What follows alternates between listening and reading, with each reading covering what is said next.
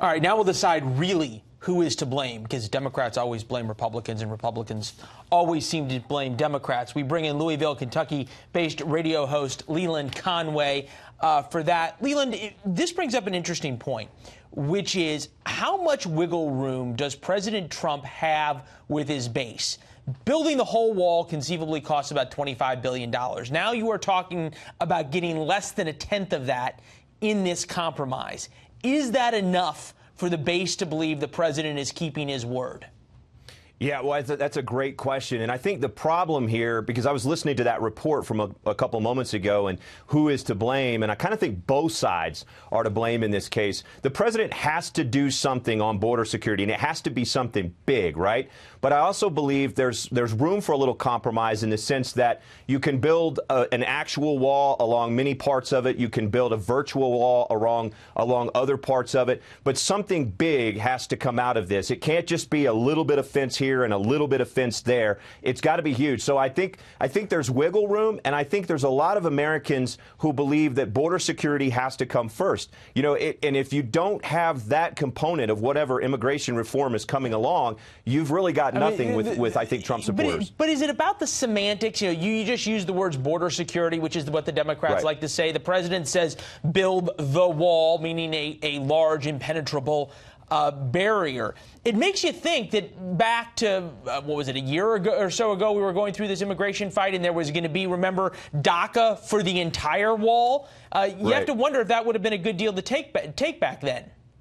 Well, yeah, because I think, here's the thing. I think both sides are wrong on this. I mean, I think there's a component for dealing with things like people that have already come here but aren't committing any crimes.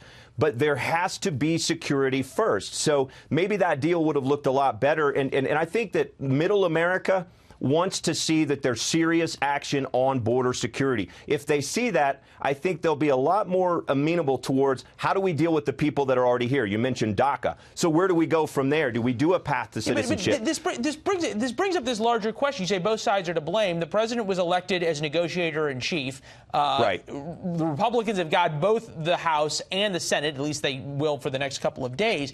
But in 2 years, they still couldn't get anything done. Why should the Republicans' base feel better? Why should the president's base and the Republicans' base feel better about the next 2 years when all of a sudden he's going to be having to negotiate with Nancy Pelosi rather than Paul Ryan?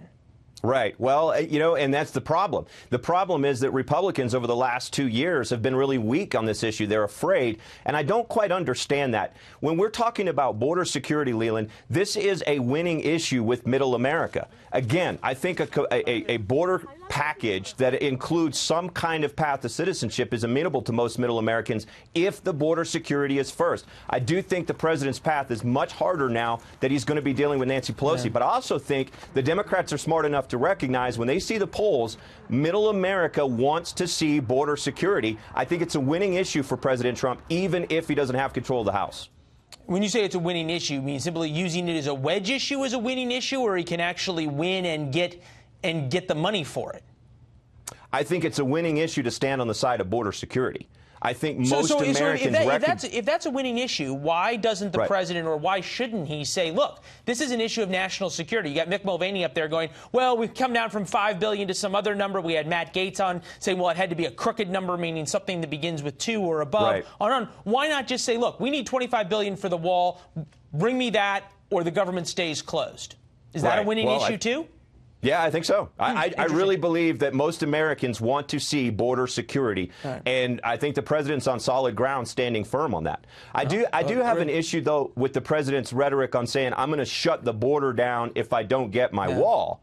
Because I look at that and I say, wait a minute now, if we can shut the border down, why do we need the wall? I think he undermines his own point when he says that. Yeah, well, so that rhetoric right there is actually hurting a little bit. And shutting the border down, at least at the legal crossings, would probably undermine the economies of California, Texas, Arizona, and a couple of other states. Well, and you'll also force illegal crossings away from those checkpoints, and it would be an even bigger problem. Yeah, interesting point. No surprise, the interesting points come from a man named Leland.